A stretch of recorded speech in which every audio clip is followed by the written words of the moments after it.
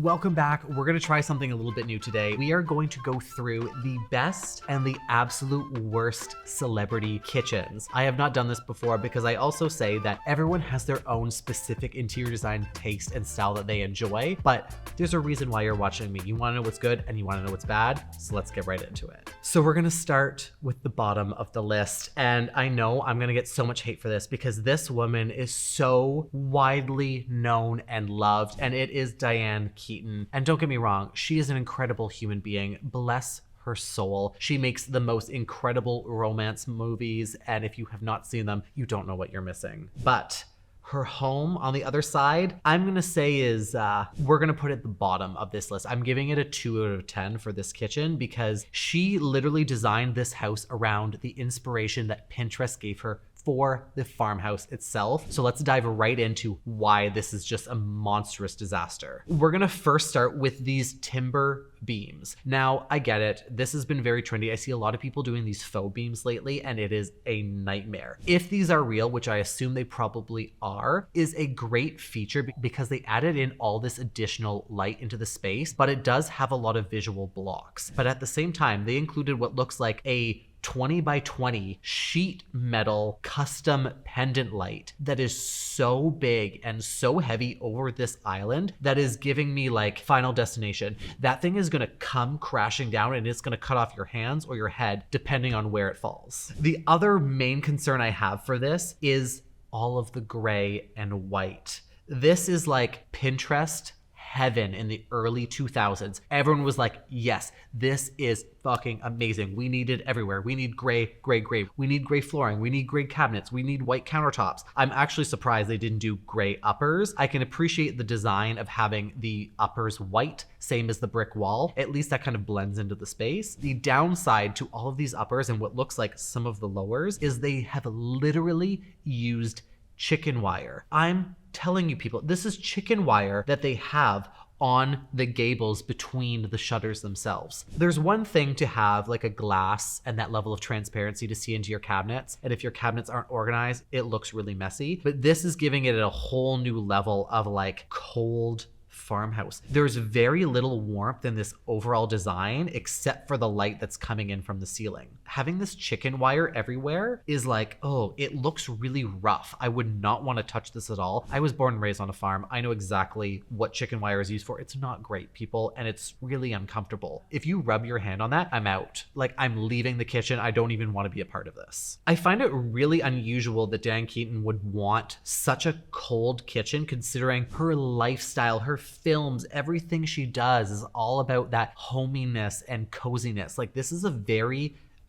cold kitchen for her. And I mean, if she's happy, great. But honestly, I'm giving it a 2 out of 10. There's very few elements in here that I'd be like, this is great. Next on the list, we have Orville Peck. I am not a country fan. I have never been a country fan, even though, as I said before, I was born and raised in the country. I think that's why I have a true disdain for it. I'm sorry, if you love country music, it's great. I'm glad you enjoy it, but it's just not me. This kitchen is taking farmhouse to an entirely new level. There's a lot of like rustic wood and barn board that's used for the cabinets. This is a dangerous splinter waiting to happen. Once again, Final Destination, but splinter level. You're gonna like grab that pull to open up one of these cabinets and you're going to get splinters under your fingernails. I'm sorry I just gave you that visual and I'm sure it probably hurt you. I know I cringe just saying it. There's a way to bring in barn board tastefully, and having the entire kitchen in barn board itself is not going to give you that same effect. If you really wanted to do it, you could have put it on the walls.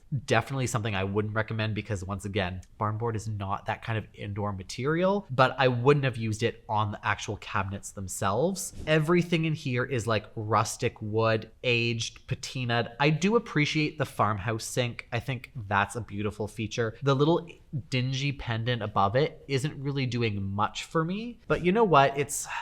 Actually, I'm going to give this probably a 2 out of 10 as well. It's almost at the same level as Diane's, but Orville, if you're enjoying this, by all means, enjoy it. At least you don't have the chicken wire from what I can see. I do like the seating area just kind of offside of the kitchen. I know that's technically not the kitchen itself, even though it's the same small open concept room. I do like all of the light coming in. I like the frames around the windows of the barn board, but having everything rustic. This is like me going on a grade 8 trip and going into the Pioneer Village. This is the kitchen that we saw in the Pioneer Village, and it's not cute, people. We have Nina Dobrev next, and her kitchen is like, it's okay. We're slowly getting a little bit better. The overall design is very cozy. I like the brass elements. The green kitchen is kind of like, the board and batten is giving like, I want to be farmhouse, but not exactly. I do like all of the warm tones in the white oak. Even the terracotta floor that I'm sure is probably existing to this house, I think is a really beautiful touch to bring in that like hominess. But if you have ever walked or worked on terracotta tiles, they are an absolute nightmare, and I'm sure whoever she has cleaning this house does not enjoy doing that either.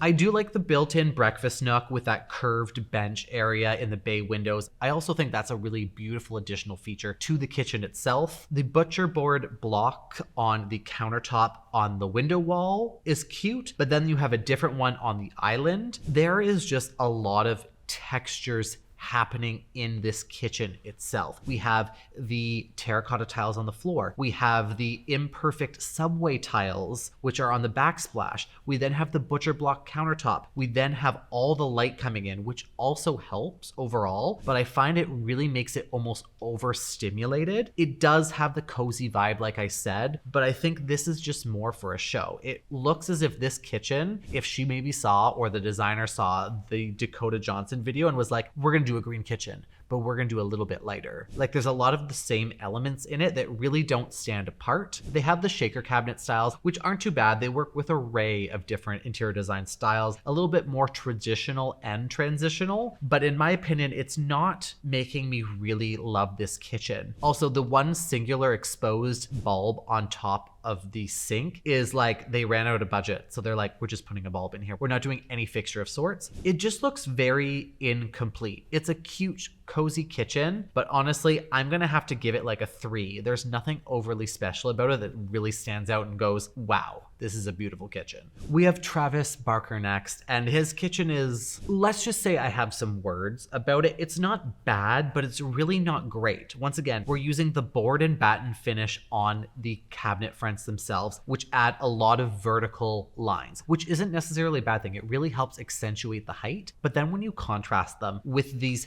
pulls that look like they are 30 plus inches long on every single one, including all the cabinets that go up to the ceiling, it adds so much distinct visual clutter that your eyes are constantly like going like this.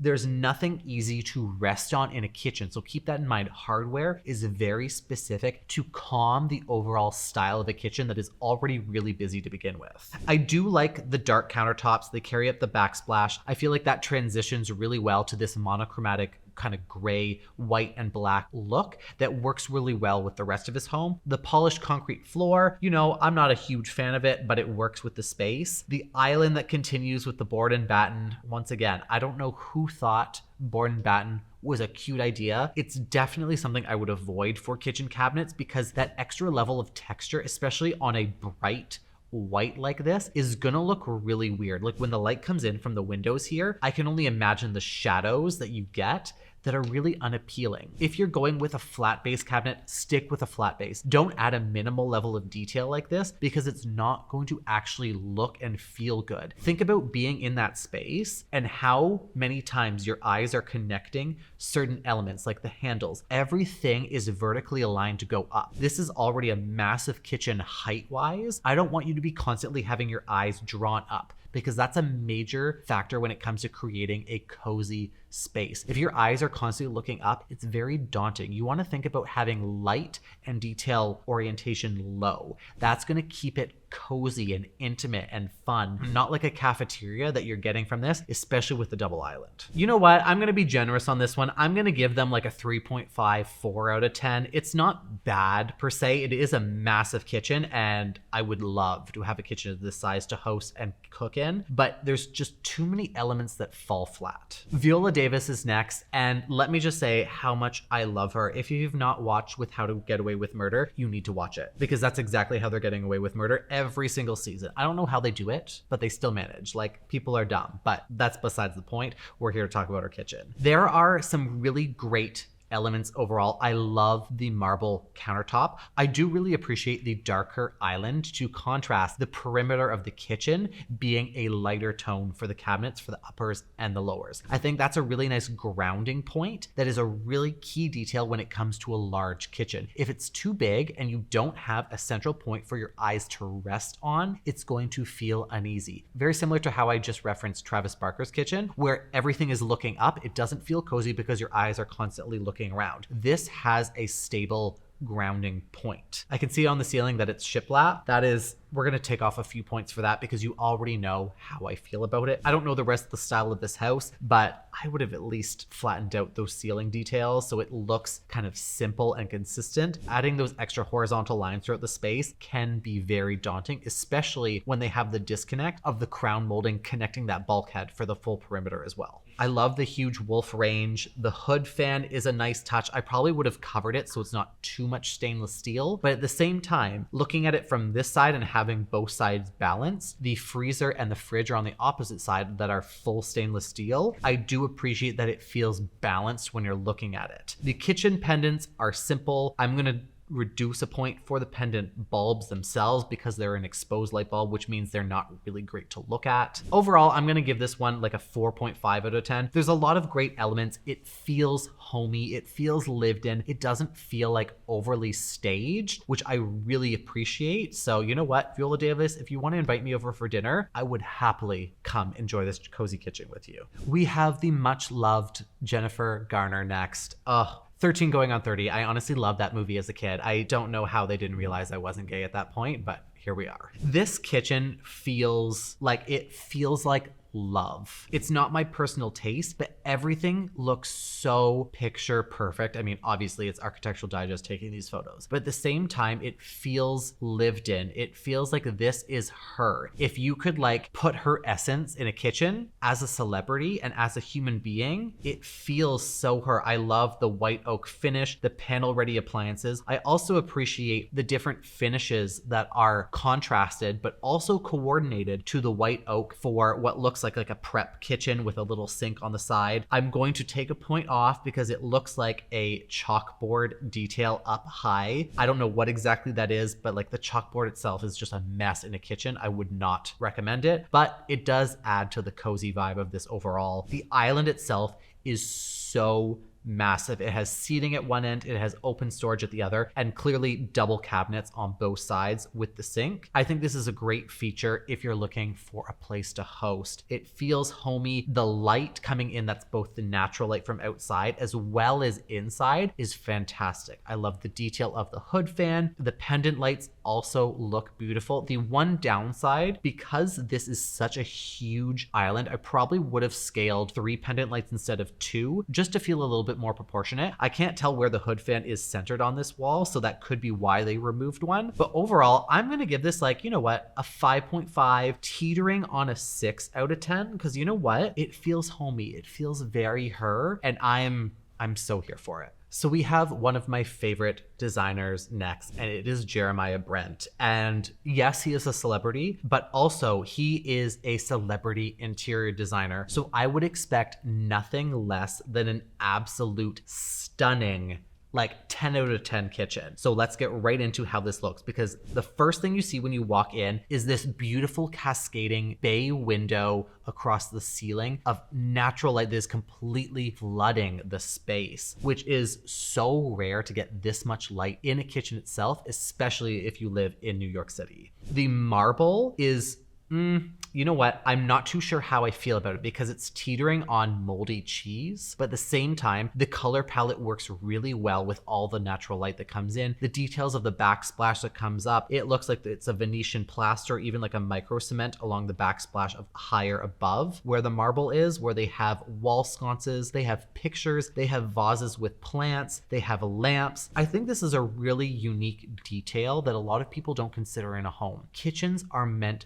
to be and feel loved. Having those elements like pictures, personal aspects, lighting on the countertop. These are a lot of things that people don't think of because a kitchen is usually designed so utilitarian that you don't bring in that sense of coziness. Having all of these elements are beautiful. I love that it has minimal seating at the island. The island is still the key feature point, the light that comes in, the vintage lighting throughout, including the wall sconces and the one kind of like chandelier piece that comes down, which is probably a Sputnik vintage piece, which I can give him kudos to because his design is all about incorporating new and old to feel like a whole nother level. The cabinet fronts themselves are that standard like shaker with the dimension to it. I think pay homage to the original design of the home. I love all the molding that carries through on the ceiling detail around the center light that I'm sure is centered on the island itself. The one thing that bothers me is the light that's not centered on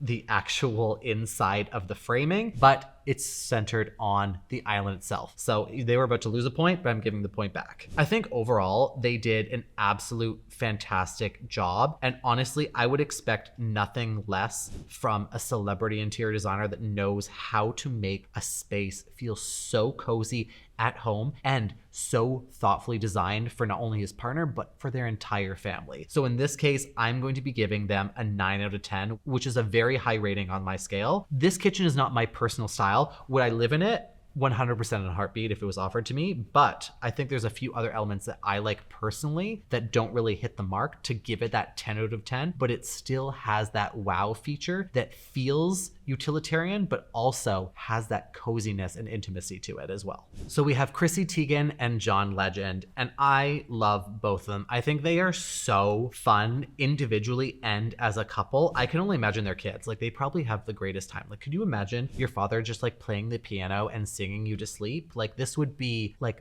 bliss. You could die and go to heaven just hearing his voice in person. But to the kitchen itself, this is a dream. Not only is it completely cladded in marble, it has so many beautiful features. I know it's going to get a lot of hate because the stone is book match, which means they take each slab and reverse the opposite side polish to give that almost mirror-like effect. I personally love it, and I think it's done quite tastefully along the backsplash itself. I personally don't enjoy the double marble shelf on there because I can only imagine the engineering needed for the support for that. But at the same time, it allows for that super minimal clean aesthetic. So the island is the key feature point, and your eyes continue up the backsplash to actually visualize and appreciate the stone itself. I also really like that the stove is in the island versus on the opposite side. That way, if you're hosting and you have people over and you're cooking, you get to actually experience your guests and your family in front of you. Your back isn't turned, and it adds that extra level of intimacy that a lot of people do not consider. That being said, the downdraft that's needed, or the hood fan in this case that comes down from the ceiling, needs to be very specific in terms of the spec and how it's designed and where it's placed to make sure that it is actually operational versus your standard against a wall that is much easier to control the CFM rating. All the lighting throughout the space is incredible as well. It allows a lot of natural light from the opposite side, but then it also has really beautiful sculptural lights. I do love the apparatus down lights, which are fantastic because even though they're ceiling mounted pot lights, they give a beautiful ambient glow on the ground or whatever surface they actually hit. And having this chandelier piece that is centered on the hood fan and on the kitchen itself overall, I think is like a 10 out of 10. I know this is like a very high remark that I usually wouldn't give out to anyone, but I would give this kitchen a 10 out of 10. There is very few things I do not like in this kitchen, like at all. I love how everything feels balanced. It has this beautiful sense of symmetry, and everything coordinating around it looks like it actually fits and works in the space. And from what few elements I can see of the open concept space on the other side, everything ties in really, really well. So I know that this is going to be definitely the top of the list. I may have to do an updated video of this in next year or so because I know there's so many celebrity homes with Architectural Digest that are doing reviews. So I may have to do a complete list on this, but let me know in the comments below if you think that my rating is fair and if you like any of these styles, or if you're like, you know what, Phoenix, you're wrong. I think Chrissy Teigen's like a 1 out of 10. And if that's the case, let me know so we can fight, because I don't trust your design judgment. I'm the professional here, people. That's it for today. Thank you so much for watching. I have so much fun doing these fun videos, especially if they're good or bad. And let's be honest, that's why you're here to watch me. You love the drama, you love the gossip, you love me telling you what not to do. Make sure to like this video, and if you haven't already subscribed, you can also follow me on Instagram and TikTok at Mr. Phoenix Ray for all my daily tips and tricks. And if you're ever second guessing yourself, just ask. What would Design Daddy do? Not do a farmhouse. Sorry, Diane Keaton.